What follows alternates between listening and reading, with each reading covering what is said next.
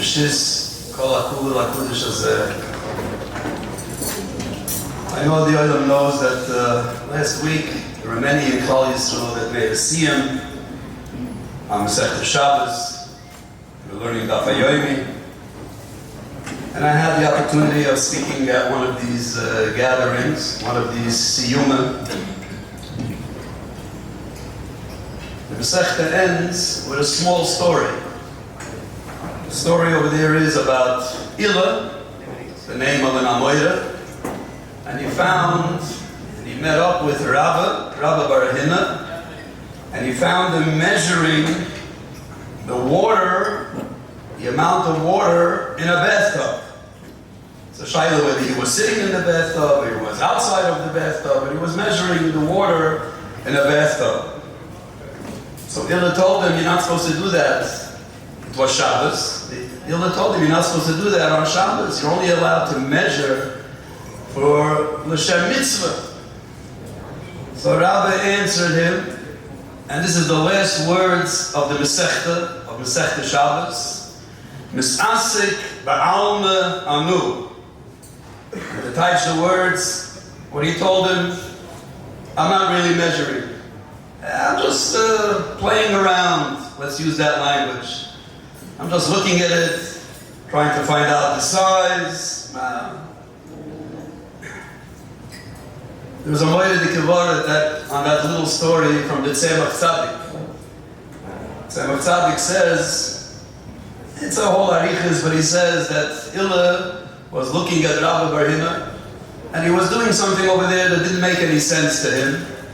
So he thought that he's doing hoye chezachen, himmeldige Sachen, something that's negayah to Mayim, and Mayim has something to do with Shumayim. And the Rabbi told him, hold on one second, I'm not doing that. Misasik ba'alma anu. All I'm doing is, I'm being misasik, I'm dealing ba'alma with this world and with the people of this world. We got into a whole discussion about the Gedolei Yisrael that the Rabbi Shalom spared and saved, that you be able to come here after the Holocaust, after the Chorban Neure, in order to rebuild Yiddishkeit. We can't even imagine what they had to deal with. We can't even imagine the people that came back after that Moedike Chorban, the nisyonos that they went through. The reason we got into that discussion is because last week and this week is many Yurtzaten of those Gedolim, Abel Zeruf, Asat Meruf, Askelem Rebbe, all these Gewaldige Große Tzadikim. And we got into saying that this is the pshat in that Gemara. The Gemara is telling us that the Rabbi Shalom has tzadikim in this world that are not here in order to deal with Shamayim, with the Himmel. These tzadikim took it upon themselves, and I repeat the words, Misasik ba'alma anu. I am here to help people in this world with their nisyonos and with their everyday life. That's what I'm here for. And that's what you can learn. That's the end of Masechta Shabbos. That's what Rabbi was telling Ila. Why am I telling you over this part? I don't know how many over here ended Masechta Shabbos. On this side, for sure not. Why am I telling you over this part? The teretz is, Rabbi said, that before I even start my words, the Nisayon of this door is the Nisayon that you all know about. The Nisayon of Ikvus the Mashiach is about Yidach Mimene Nidach. Is those lost souls, those lost neshumas, and you are the ones that are oisik in keeping those neshumas in Klal Yisrael and bringing them back to be in the shleimus of Gans Klal Yisrael, which we'll speak about soon a little more in detail. But Meirav Rabbi Zai, aren't you happy that the Rabbi Shalom, the Roiv Rachma B'Chasuda, just like he left Gedolei Yisrael that were able to deal with those Yidden that had to go through the nisyonos after the Holocaust. They left you over, and the Rabbi Shalom gave us such people, like Gedalia, like Avi, like Shimon Russell, Bentian, Aryeh, I don't know all the names, I can't say all the names. The Rabbi Shalom gave them this Moedike Tafkid in order to help these people that are going through with this Moedike Nizayim. They should be able to get through it, and to gather together and to give each other Chizuk, and to hear Divrei Chizuk, and to understand that everything has a cheshbon, not necessarily that we understand the cheshbon, we don't understand. But everything has a goal.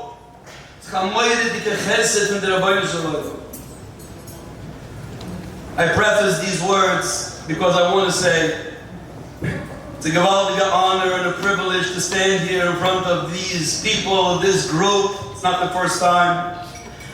But my problem is that you probably heard those words from many others as well. Anyone that would get up to speak for such a chush of a group is going to say those words. And they mean it. And I also mean it. But I'd like to go a little deeper into the machshuvah that I'm trying to give over. The Rabbi Bechai brings on Avram Avini that when it says by the Masa Kedah, Vayehi Achar Hadvurim Ho'ela, to the Rabbi Bechai, it's the beginning of the Masa Kedah, the Mesilas Nefesh of Avram Avini, and it says Vayehi Achar Hadvurim Ho'ela. Hadvurim is a Lushan Rabbin. That means two things.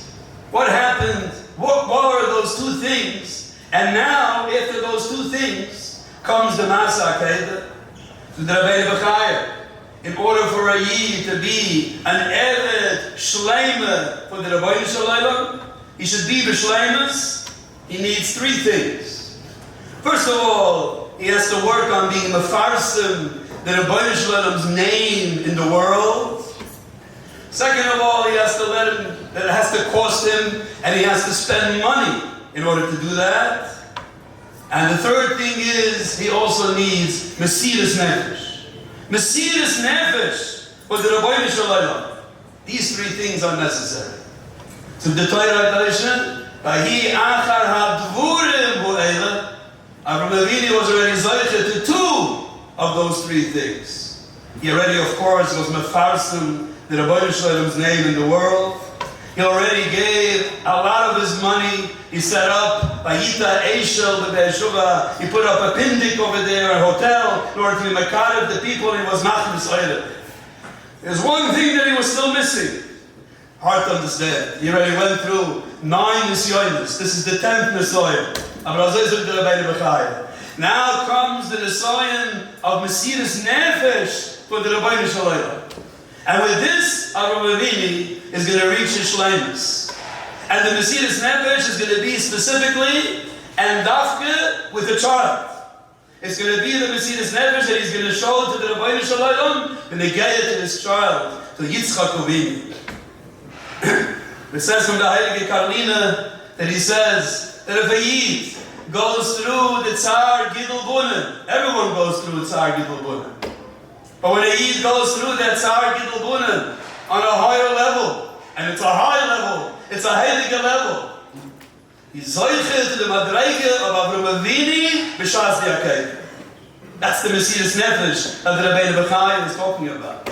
In every single door, according to that Nisayon that's given to Yidden, and in different groups, there is different levels of that Nisayon. It all goes back to Vahi Achar Hadvurim Ho'ela. So I think to myself, Unoichi Hakutim, what could I put on my resume as far as these three things are concerned? Maybe I'm a farsim, the Rabbi Shalom's name in the world. Well, you just heard from Abi, maybe by my speeches and my shi'irim, but they all sleep. You hear what they're doing by my name. So maybe that's part of the Mesiras Nefesh, that I should still go on and talk and talk and talk. It's a Mesiras Nefesh for me, and it's a Mesiras Nefesh for them, even a greater Mesiras Nefesh. Fine. Money, how much did I spend for the Rabbi Shalom? The second thing, no, Kenzan. Where's my Mesiras Nefesh? Where's that third thing that should be able to reach some type of madrega of being an Evet Shleima for the Rabbi Shalom? That's why it's an honor and a privilege for me personally to stand here in front of this group and to be part of you, mitten hearts, to tackle the nafshik shire benafshak, to be part of you, the ganze hergish, the ganze pnimius. It gives me at least those few moments of being able to feel what it means to be moister nefesh for the Rebbeinu Shalom. And the frat, and the tzar the frat when it comes to our children. That's my privilege. That's my honor that I'm trying to give over. There was a famous story. It's printed, a roof, Chushav roof, it doesn't say the name of the roof.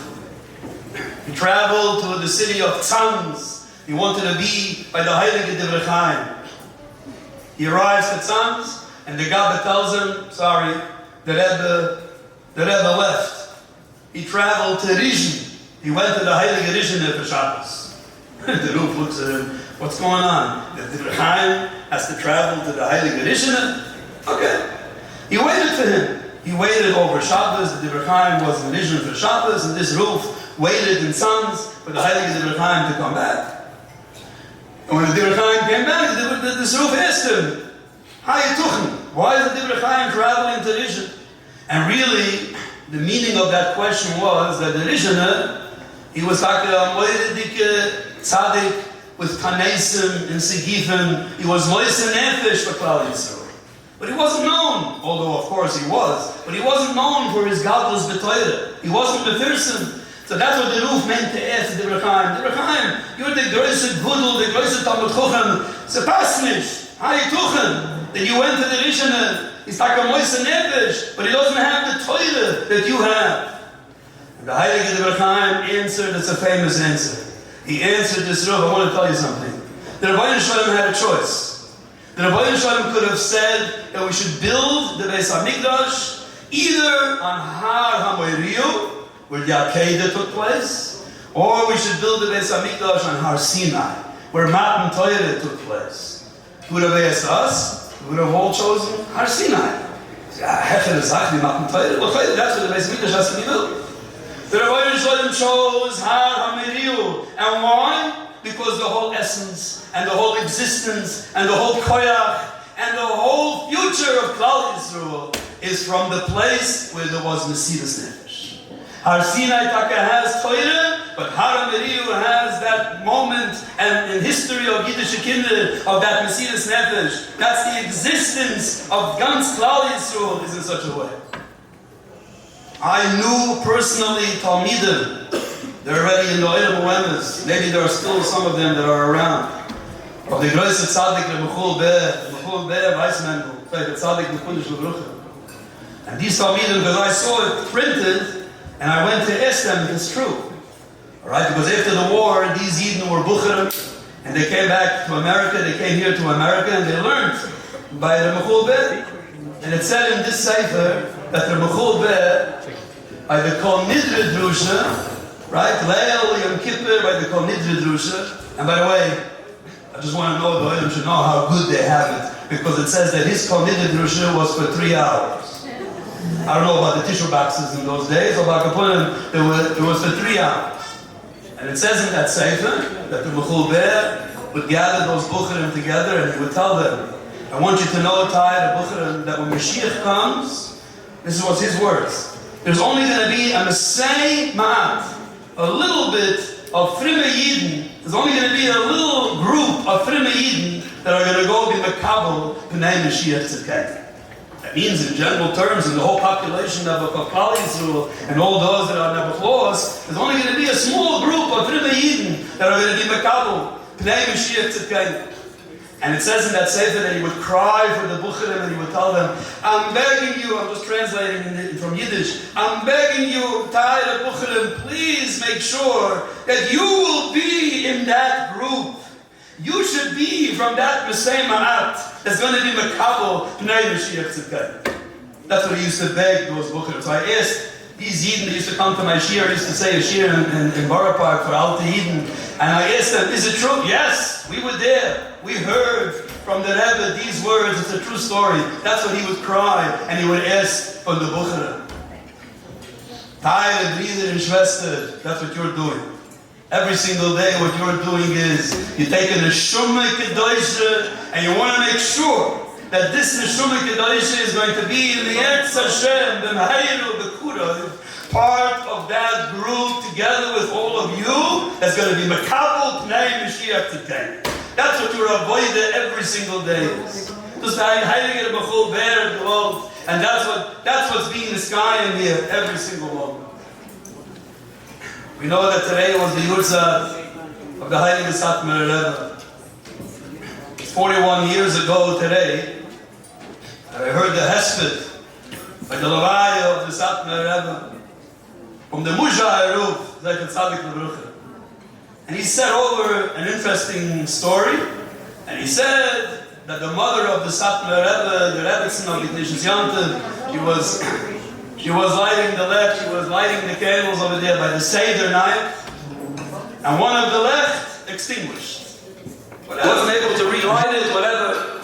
And the Heilige Ignatius Yantiv gave her a brucha, the Eivish will help him, that you're still going to be able to light Moire Dikalecht. That's what he said over there by the Hesped on the Satmar Rebbe. He meant a remes that she's going to have children that are going to be tzaddikim. I had once a Yid from this group of these Eltere Yidin, Eshen and Oilem Uemes. So they used to go to Florida in the winter time, and his wife is also not here anymore, but his wife was already in Florida. And to Santa Zach, he told me, he came over to ask me the Shaila, it's the first Shabbos in 55 years that he's going to be alone. No, if you had to give in to Rabbi Eliezer, first Shabbos in 55 years, what does he do with Hadlukas Haneilis? He didn't know. What is his Hadlukas Haneilis? So I told him, you have to light 2 candles in your house, you're going to be alone, you light 2 candles, and that's it. And he wasn't so happy with that, because he wasn't used to such a thing. He knows that this mitzvah is for the women, it's not for the men, maybe he didn't want to do it, whatever. So I gave him a little chizuk, and I told him, that is also a zgila for Shulam Bayis, right? Now, I meant that the Hadlukas Neilis of Shabbos is because of Shulam Bayis. He didn't understand what I meant. He said, who's mind the roof? The Shulam Bayis is because of the Neilis, or the Shulam Bayis is that she's in Florida and I'm here. Is that the Shulam Bayis? I told him it's a zgila for Shulam Bayis. That's what he thought it is.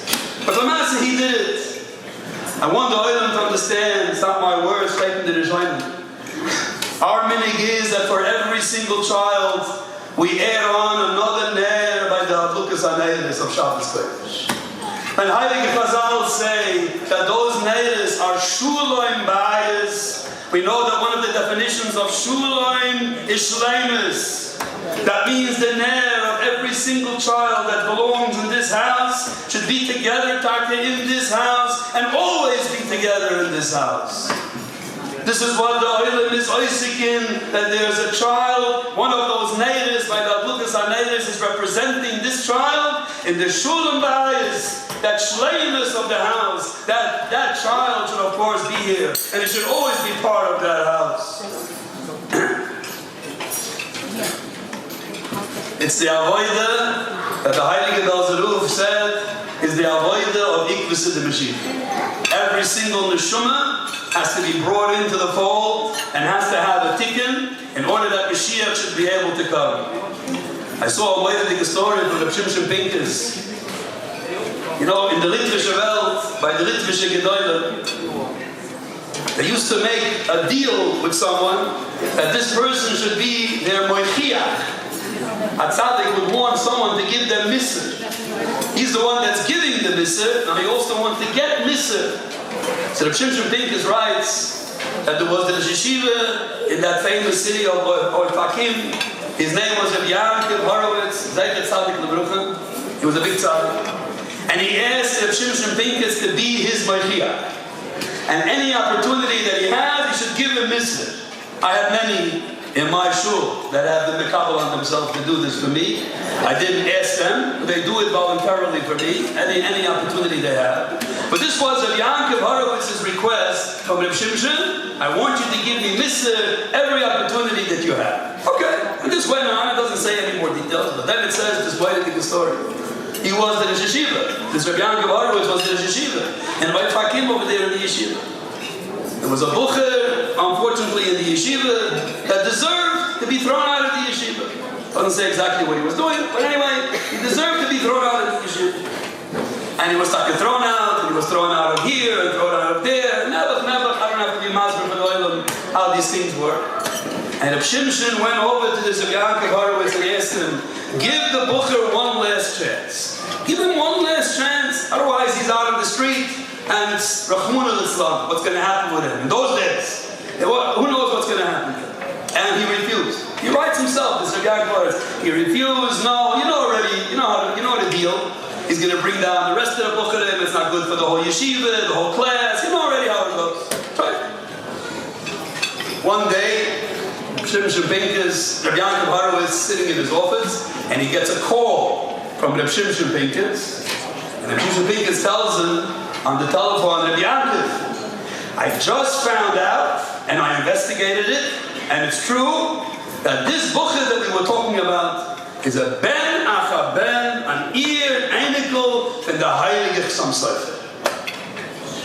Rabbi Yaakov, an ear, einikel, a ben achaben of the heilige Chassam Sofer. We have to give him another chance. And Rabbi Yaakov writes the story and he says, well, you know what? That gave him already a little bit of a tip. And he figured, Chizuk, maybe we'll give him another chance, it's going to help him, he's going to be able to talk to the Matzliach. He started thinking already. And he thought it over and he said, Reb Shimshon, you called me up with this information. Okay, I'm asking. I'll take him back into the yeshiva, I'll give him another chance. In the schiz for the heilige Chassam Sofer, so Barstein, and he should talk to the Matzliach. There's one thing that Rabbi Yaakov wasn't ready for. All of a sudden, he hears on the other side of on the line of the telephone, he hears a scream from Reb Shimshon Pincus, because he asked him to be his machiach. He asked him to give him message. Rabbi Yaakov, I don't understand. Just because I called you up and I told you that he's a ben achaben of the Chassam Sofer, all of a sudden you changed your mind. And what happens if he's a ben achaben of Avraham, Yitzchak, Yaakov? That wasn't enough for you to reconsider and for you to give him a second chance. I had to come to you and tell you, it wasn't true, by the way. It gives you a little bit of a mushal. The heilige of Shimshon Pincus, those that are a little bit familiar, he used such a tactic, and it was a fib, it was a gnevis das, but in order to save this bucher's life, he told him that it's a ben achaben of Chassam Sofer. I'm giving you now mitzvah. That you didn't have that thought right away. There's a king from Avraham, Yitzchak, Yaakov. But that itself, he deserves that we should give him another chance. Why did it take this in order that he should be able to realize that? And he cites Rabbi Yaakov, he'll never forget it as long as he lives. He looked at all the bucherim in the yeshiva differently from that moment on. They say that famous story of the heilige Chofetz Chaim. You know the story? There was a bucher that was Mechal Shabbos. He was caught smoking on Shabbos. He was caught smoking on Shabbos. They brought him to the Chofetz Chaim. You know the famous story. The Chofetz Chaim, it goes through the whole story. This guy never said the story, and then once there was a meeting, and he identified himself. We got into those details. The Chofetz Chaim, nobody knew what the Chofetz Chaim did with this bucher. The bucher went in to the office, to the house of the Chofetz Chaim, and he came out on Shomer Shabbos. Nobody knew. Later, years later, this bucher himself, he was very older, he was a gaman. You know what the Chofetz Chaim did? He took my hand, and he put his face into my hand, and he started crying, Shabbos, Shabbos, Shabbos. And that was enough to go into the heart of this bucher, and he became a Batshiva, and he became a Shomer Shabbos. Right? Everyone knows that story. But I want to tell you now a new pshat. I'm going to take the liberty of saying a new pshat. Everyone learns the pshat because the Chofetz Chaim was crying into the hand of this bucher, and the heiligkeit and the tzaddik and the Chofetz Chaim reached the shoyerish neshama of this bucher when he was crying about Shabbos, and that's why he was chayzer b'tshiva, and he did tshiva. Moira v'Rabbi said, "No, that's not the pshat. Pshat is that the Chofetz Chaim took his hand. That's the pshat. It doesn't matter anymore what the Chofetz Chaim did after that. He took his hand and he put his face into his hand and he was crying, Shabbos, Shabbos, Shabbos. But he didn't really have to do that. All he had to do is take the Bucher's hand. He took his hand, Ich hab dich lieb, ich bin dich mekarev. That's what did it. That would have been enough as well. I can't prove it. But the Almighty Kibshat could be that that's exactly what he wanted. They say from Rabbi Eliezer Dovid, there was an Asifa Chalamoid, one of the human Toidim Chalamoid, in his house, and all his Talmidim came there, and they were singing, and it was, a Simchas Achag. There was a Yingele there that got up on the table, and he went over to the Chaim Eliezer, and literally Rabbi side, it's printed like in the Brit. I got to get the story straight. You got to read it over a few times. Literally, he went over to the Chaim Eliezer, and the Chaim Eliezer is gewähnt. The Gudel should be doilen dort in the Litwische Welt before the war. He was nifter right before the war, and they were made. If he would have still been alive, his chiz would have been made on Litte, that they shouldn't have such a Shlita, whatever. This little Yingele got up on the table. I would imagine it doesn't say that this Yingele didn't have such a good chinuch. And he went over to the Chaim Eliezer and kicked him in the face. It's hard for me to do it, as I even to imagine it, okay? With emotions. He went over to the Chaim Eliezer, I guess for attention, whatever it is, and kicked him in the face. And it became quiet. The whole place became quiet. It says over there, the father was sitting there. He turned colors. All the Talmidim were there. What's going to happen now? They never saw such a thing in their life. You know what the Chaim Eliezer did? He smiled to the Yingele, and then he smiled to the father, and he told the father, your son was Mekayim now, a mitzvah d'oraisa. Because Chazal say, Chayev udem lekabel pnei rabbi beregel. Chayev udem lekabel pnei rabbi, the face of his Rebbe, the regel with the feast. He just gave it to me right into my face with his regel. A koyach of tzaddik, a koyach of kedusha, a koyach to keep your mind and your senses on the right track when such a thing happens. We don't have to go into the experiences of what people go through, and at that moment, that's when the Messiah is. At that second, my mind has to stay. My eye has to stay on the ball, as they say. Please don't tell this over to the people of my shul. They say on the Heilige Rabbi Eliezer, last week was the Yurtzat. As we know, the famous story, he was running away from the Nazis. The Nazis were chasing him. They just wanted to get his hands on him and other Gedolim. And one of the stops that he stopped on his way to Eretz Yisrael through the year and a half that he was running was in Budapest. He was there for a nice couple of months. The story is that in Budapest there was Nebuch a Yid, and the Yid Nebuch was trying to find favor in the Nazis' eyes. So he was a Moisir. Unfortunately, he was a Musir. Okay? You know what it says. Chazal say about a Musir, right? That's it. It's all over. They came to tell Rabbi Eliezer that Rebbe, we found the Musir. The Musir, we saw him, we spotted him. The Rusha, and he's coming here now. He's coming out here. We gotta get out of here. That's a shame. We saw the Rusha, and he's coming. Rabbi Eliezer started tittering, and they all thought that he's tittering and he's shivering because of the sakona. And he told the Gabba they just brought in a warm coffee, a hot coffee for the Rebbe, for Rabbi Eliezer, and he told him, I can't drink this anymore. You know why? Because this coffee just heard a Yid being called a Rusha. Yeah. The coffee that heard the word Rusha being said on a Yid, I'm not drinking that coffee. Please pour it out. And that's why he was shivering.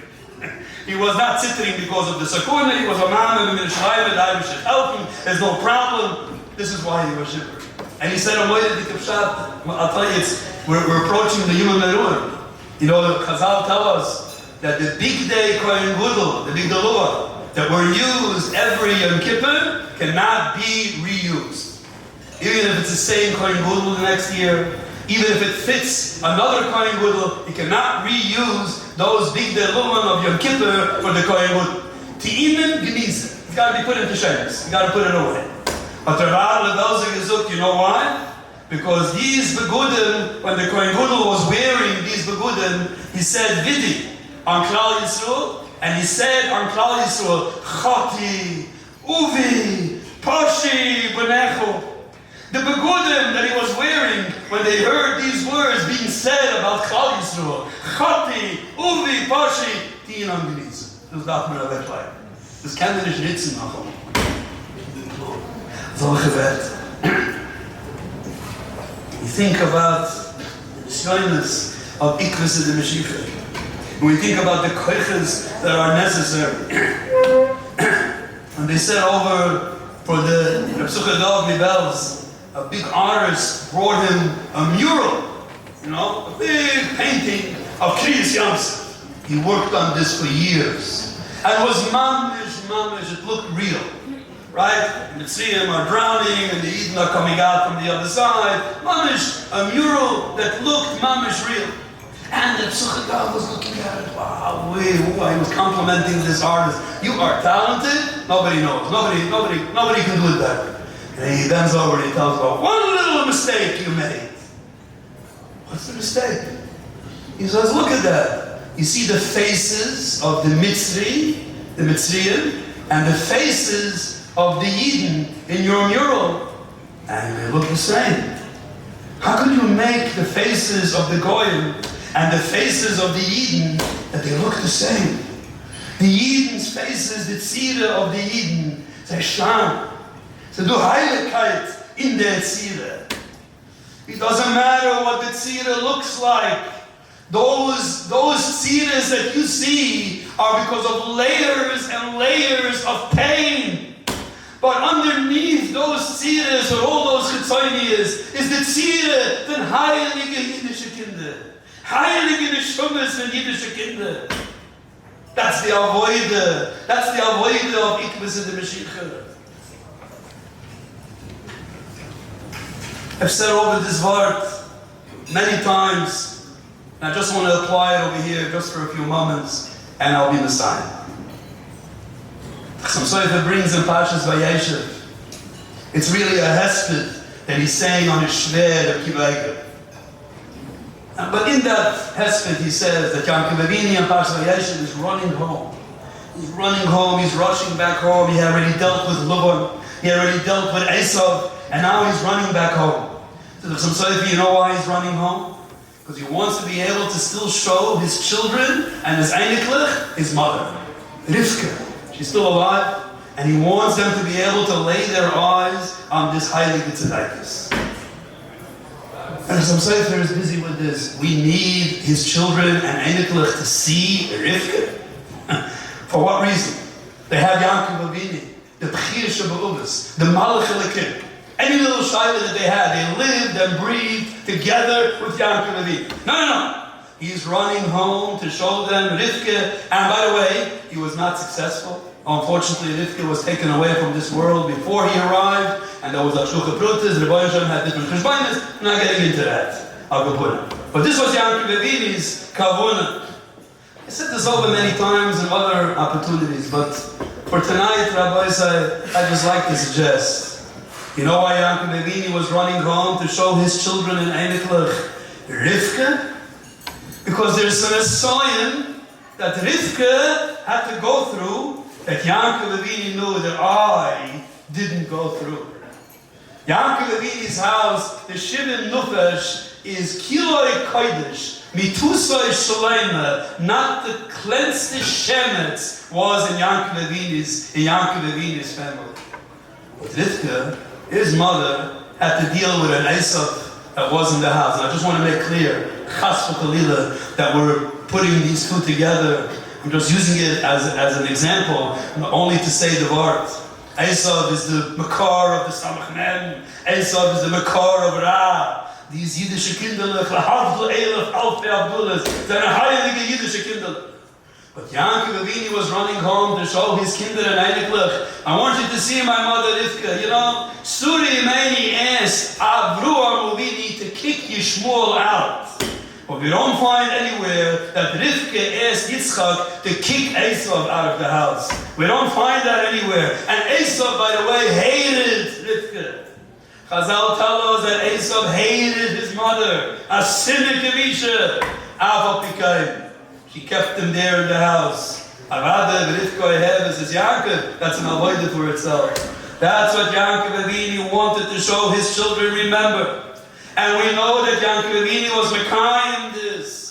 He was Mekayim this L'doyre doyres. Sikkel as Yudov on his two Einiglich, Ephraim and Menashe. Why didn't you just change the positions of Ephraim and Menashe? Fragt the Welt to the Svasemes. Because Yaakov Avinu wanted that Menashe should still be by his right foot. He's not going to have my right hand, but I still want him to be by my right foot. You know why? Because there are children that go into the level and into the category of Yudayim, and there are children, unfortunately, that go into the category of Raglayim. And Yaakov Avinu wanted to be Maramas. But as Ephraim, Ephraim, sitzt in the land, is a heilige kind. Okay? Yad Yamin. And what's with Menashe? Menashe, he still has my Yamin. He's talking in the category of Regel, but he still has my Yamin, he still has my Yaminah, he still has my trust. That's why Yaakov Avinu was Mekayim, the words of his mother. As I mentioned before, and I want to be Messiah, it was the Yurtzat today of the Heilige Satmar Rebbe. There's a story with the Satmar Rebbe when he was very young. He was not yet a roof. For those that know a little bit of the history, he was before Orshava, before Krula, and before Satmar. Those were the three places that he was eventually roof. He was still a Ingaman. The Kedushas Yom his father was Nifter, and his brother, the Heilige Atzachayim, took over in Sigit. And really the Satmar Rebbe didn't have any place. It wasn't in Amuk and Kviyah. But he had a little besmedrish, a little shtibel in Satmar. The roof then was the Heilige Eliezer Dovid. My father used to tell me over. But the Rebbe, Rabbi Eliezer, he had already a little shtibel with Chassidim. And he had a very, very getraye, a very, very big chussid. It doesn't say the last name. It says his name was Rabbi Avrum Yoshia. And this Avrum Yoshia would go around every month to the Olam and ask them, it's called Rabbi Sai, Mamudois. The men know what this is all about. In order that they should support the Rebbe, they give him parnusa, because otherwise he had no livelihood. And Mamish Daya Getra, this Avram Yeshia was a businessman. One day he travels to Klosenberg, over there in Alkheim, on business, and he meets up with a Yid over there in Klosenberg, and this Yid hears that Avram Yeshia is from Satmar. Oh, you're from Satmar? You know that there's a Ingaman over there in Satmar, his name is Rabbi Eliezer, right? Rabbi Eliezer Dovid. I got to tell you, this Ingaman is something else. Now remember, he wasn't a Rebbe, he was nothing then. Nothing, he didn't have anything then. But this Klosenberg Yid tells this Avram Yeshia, he's something else. Why? I'll tell you. I was sick, he says, and I went to the big doctor. They said I need a surgery. And the doctor said it cost 1,000 kronen. Kisurim, I don't know what the worth of that is. It's a big amount of money to have the surgery. And he's lost, he can't afford it. So someone told him in Eitzah that he should send letters around to certain Rabbunim, in the area, and maybe they'll send something, he'll be able to have the surgery. So one of the letters ended up by Rabbi Eliezer. He doesn't know him, but he sent him a letter. He got his name, and it ended up by the Satmar Rebbe. A couple of weeks later, he gets an answer from the Satmar Rebbe with a brucha, I shall help him, and tucked into the letter 1,000 kronen. I don't know if it was cash, check, I don't know. What is it? Debit card, license. I could put it 1,000 kronen. Doesn't know the person. So that's what he's telling this Avram Yeshia. This guy must be something else. I don't know him, and he sends me the money. Okay, Avram Yeshia says, yeah, sure, it's a tzaddik. But meanwhile, this Avram Yeshia is very upset. I go around every single month and I'm collecting and kratzing and running after the people, and you should have a little bit parnusa here and there, right? What's he doing sending 1,000 kronen over here to this person? Like, okay, it's a big mitzvah, you know, but how you doing? Of man chesed, right? Like we would all react. Anyway, he goes back to Satmar, he goes back home, he meets up with Rabbi Eliezer, and he tells him straight away, he tells him right away to his face, listen to this story, what's going on? Rabbi said, I'll tell you what happened. I got this letter, and I'm thinking to myself, what could I do to help this Yid? So I had no answer.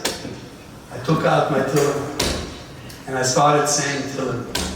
And while I was saying Tillim, someone in the Besmedish, I know who this is, a person I never met, came over to me with a kvittel, gave me a kvittel, with 1,000 kronen exactly. I never got such an amount as I never got such a opinion in my life. And I realized at that moment this was a special delivery. The Rabbi Eliezer sent, and I was saying Tillim for this Yid, and the Rabbi Eliezer sent those 1,000 ksurim, those kronen, but this person, I went right away to the post office and I sent it off to him. That's the story. Why did he come out? I'm telling you this story because this is what I just feel personally. I don't have to tell you this really, but it has to be mentioned. At such a moment of such heiligkeit, of such ehrliche Yidden, and der heubele Yidden. Baruch Hashem, we have these tzaddikim that are giving us chizuk, and we have eitzes and how to deal with it, and this way and that way, and this situation and that situation. And we still don't know what we're in for, because every day there's new situations, as we all know. But one thing we know, and that is, like the Satmar Rebbe at that moment, one thing to do. And to those Tillim, and we took Tillim van Heiligen Beshefer, and we asked the Rabbi Eliezer, please give me strength, please give me das, please I should be able to deal with it, because I can't hook epis hatzlucha with this child. And I'll end off, how could I say, Adrusha, and not mention, as Abi will say, the Heilige Eliezer Dovid. The Heilige Eliezer Dovid on Erev Yom Kippur. His Talmud, Rav Moshe Rosenfeld, Zeichat Tzaddik, came into him with a kvittel. Erev Yom Kippur came into the Rebbe with a kvittel. And he tells him, Rebbe, Baruch Hashem, I have everything. I have Parnusa, I have Gezin, Baruch Hashem, the Eibishter hat mir alles gegeben. You know what? I'm writing into the kvittel one thing that I really want to have. My children are still young. Give the kinder. Give the kinder. And he didn't have the hasugas like we mentioned before. He only gave the Eliezer Dovid 60 kronen. Or 60 geblieben laufen, aber eigentlich. Was haben schon hasugas? 60 kronen, that's all he gave. And the Heilige Eliezer Dovid in Erev Yom Kippur takes the kvittel in his hands. Remember, this is a very close person to him. And he says, Rabbi Moshe. And he starts crying. You think 60 kronen, that's going to do the trick? That's going to do the trick. That solche Sachen zu huben, get the kinder. It's not going to do the trick. So huben, get the kinder solution. You have to be punav, toichois bekarka. You got to put your mouth, your face into the ground and into that Tillim and cry. Heiße Tränen von der Heilige Beshefer. Mispalot zusammen, so Tillim. That's the way to be Zoiche. I wouldn't even want to imagine from all the oilam on both sides of the Mechitza, how many tears, how many divorce, wie viel hat man schon geweint? Wie viel hat man schon geweint von den Teilen jüdischen Beschummes, von den heiligen Beschummes? My message is only, don't fret. Not one tear goes to waste. Not one tear, chas v'shulim, from the Heilige Beshefer is ignored. We see, Baruch Hashem, the success on how to bring back these children. It's a schwer avoide. It's ma'akert. But we believe that that's the death, and eventually they're going to be back on Zan Ehrlich Yidden. And as we said before, they're going to be part of that Mesei Ma'at, the Kabul Pnei Mashiach Sekayim. The Gila Shalaima and Heilige Yomayim.